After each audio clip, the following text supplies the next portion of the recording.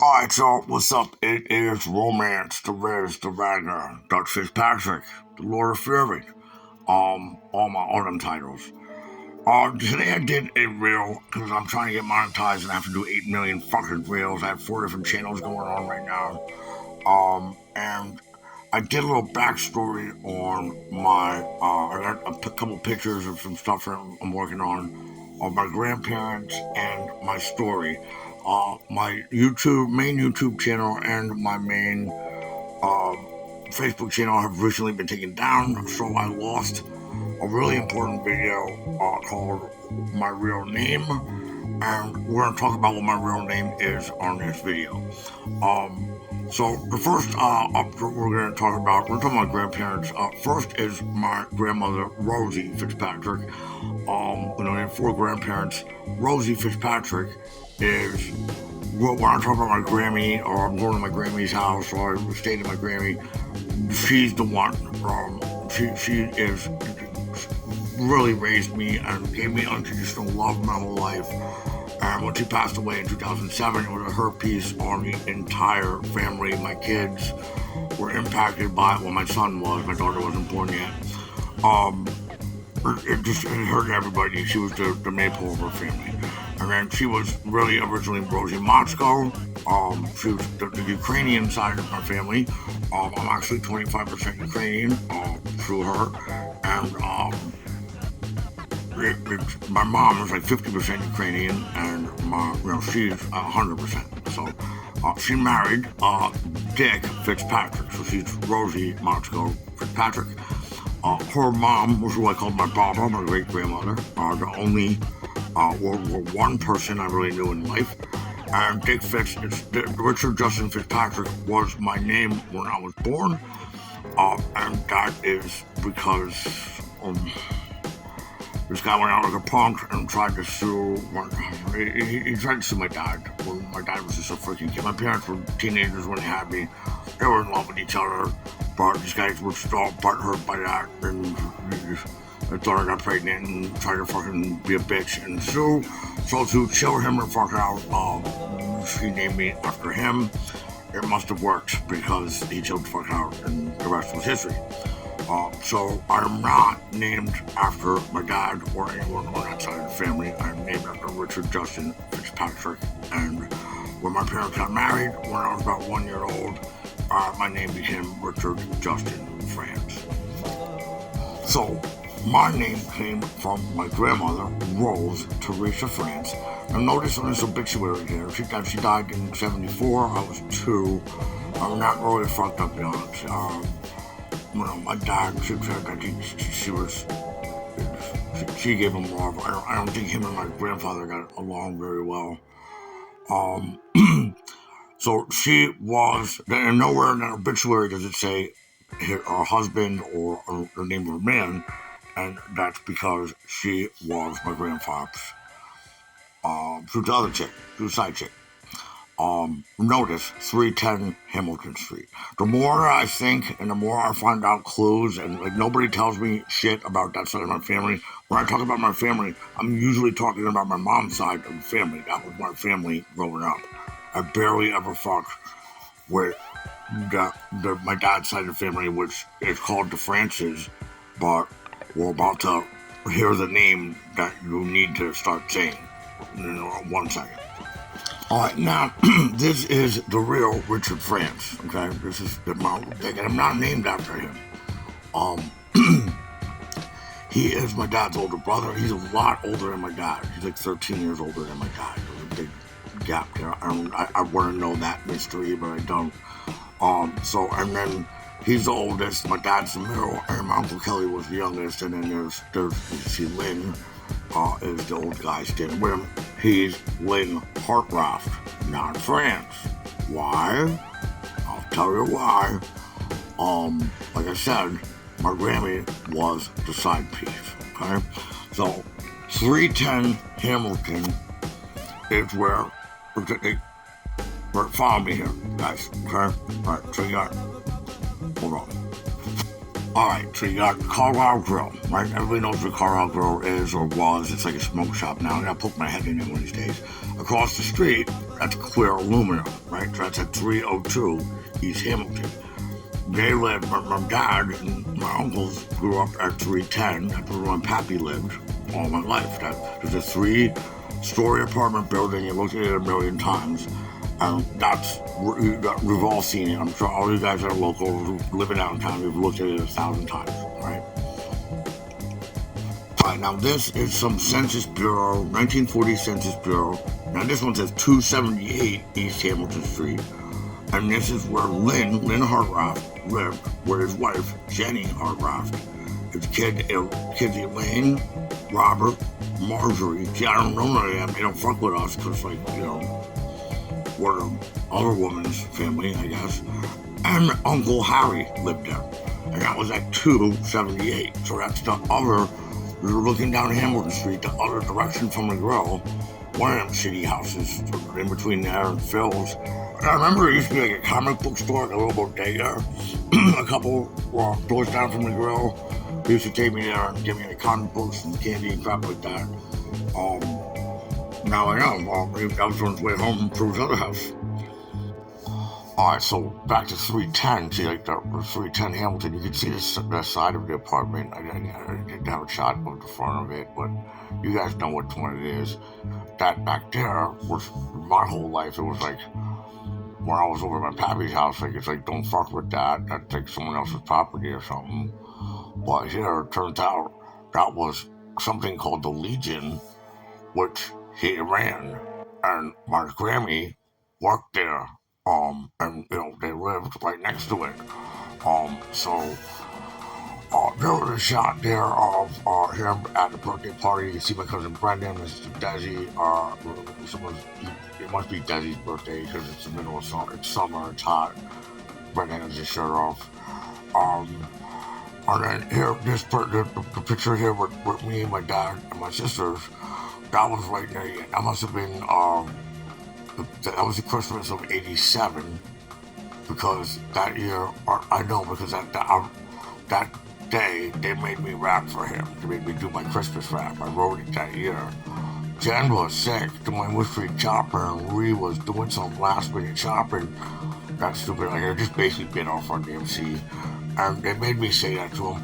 I'm glad that he saw the beginning, right? And he was still, like, coherent enough to get some of it. I don't think he understood fully what the fuck I was doing with the rapping and the boo ha ha ha, the whole stick that I was doing. He didn't understand it, I don't think. But, I'm glad that he saw it. I'm glad that he witnessed me become into what I became. And saw the fucking Run DMC hat and me doing the moves and, whatever the fuck it was I was when I started. So that's a precious picture to me. That was towards the end. As far as I can tell, my whole life, I was told he was a bad guy, he was a bad guy, he was a bad guy. Mostly by my dad and my mom. And then on top of it, I always heard, and this was from my Aunt Tootie, who was one of my Grammy's sisters. My Grammy was one of 13 children, so like there was a shitload of brothers and sisters, and there's a shitload of people named France. So I wonder why I don't know any of them or fuck with any of them. It pisses me off big time. And, really, nobody on the inside of the family fucks with each other, and it breaks my heart, that we don't know each other, and we carry the same fucking name, really. And I just, I've been having personal problems, like, for the longest time, really since adolescence. I don't fit in to my family. I don't really belong in my family. I am not part of my family. I'm this island that didn't belong there. The France family is my sisters and my parents. I never have been part of it. So, Lynn passed away. My dad was very helpful. He did a lot. I think he did most of it, really. Following him around. He went fucking apeshit at the end. Was senile as fuck, and what was it? Not Hodgkin's, not Parkinson's. The one where you forget everything, you don't know where you're at. That one. He was like fucking getting it on with fucking nurses in every nursing home. Well, chicks dug him. He was an alpha type of guy. Um, runs in the blood, I guess. I don't know. But so he passed away in '91. It was real secret. There was like no funeral. It was shitty how he died. I don't want to die that way. Definitely, I want to die in fucking battle or fight or something, or I don't know, or die trying to free my people. You know what I mean? Giving up my life for a good cause or something. I don't want to die in a fucking hospital bed or fucking ape shit like that. So that was the end of him in '91. That was, our take by end. Kelly had moved out, and that was the end of Eddie France or Heartcraft on Hamilton Street. But, see, not really, because then there's this guy. Every one of us should know this man's name. Like, it should go hand in hand with Ulysses S. Grant and Abraham Lincoln. You never heard of him before? General Hartranft? General John Frederick Hartranft. Well, you drive by the statue in his honor every time you go to 7th and Hamilton Street.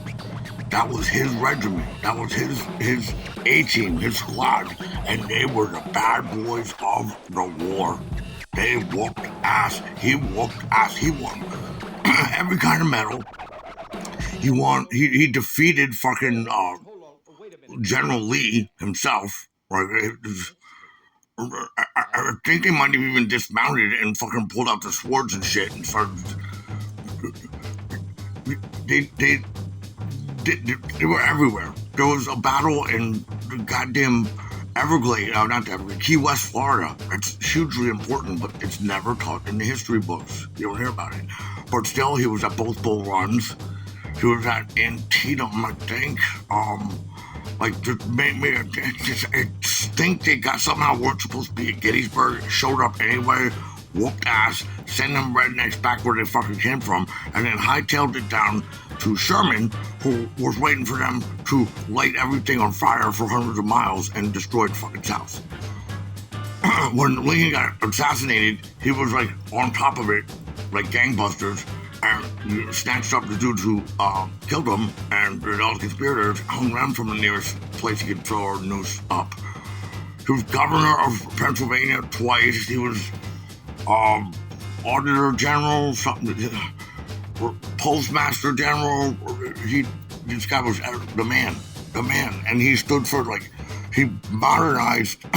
he built the railroad system, the industrial complex that is all around you.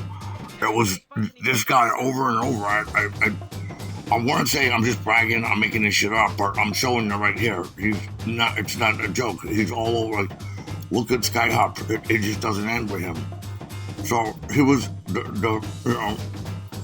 he did shit to the Constitution, that saved and helped the common man. He was all about the common guy. He stood up for African Americans to vote and, emancipation and all that shit. He quelled riots left and right, railroad riots, the Molly McGuire's. He stomped that shit out with authority. This guy was the Mac. He installed, he should have been president, but I think this is true with Lynn and definitely with my dad. They don't like the limelight like I do. They don't like being in the public eye. They like to be moving in the shadows. They like to be Sigma males, not it's Sigma males too. I remember he appointed one of his lackeys, a dude from Ohio named Rutherford B. Hayes, to be president, so he wouldn't have to have the spotlight on him while he ran shit. That guy. You don't know. I can't believe we don't know this guy. But believe it or not, I mean, have you ever heard of John Hartranft? Well, Lynn's dad is Robert. Robert's dad was, I think, David. That's one of his sons of this guy. That's Lynn's great-grandfather. Was it three levels up, three generations up from Lynn Hartranft, who you just saw me standing right where me and my dad and my sisters. I'm a descendant of this man. I'm his heir and I'm his reincarnation. I don't give a fuck. They're a part of the Schweinfelder movement. The Schweinfelders were like, I'm just learning about them. They're like another one of those, Yahoo, like the Amish, the Quakers, like these weird religious sects that moved here that didn't think Martin Luther did enough. We were still being too pagan. So, from here on in, if you can, I don't expect you to remember it or say it, but I want to try to get my government name changed, and I want to be known as John Frederick Logan in honor of Lynn Hartraft. From here on in, that's my real name.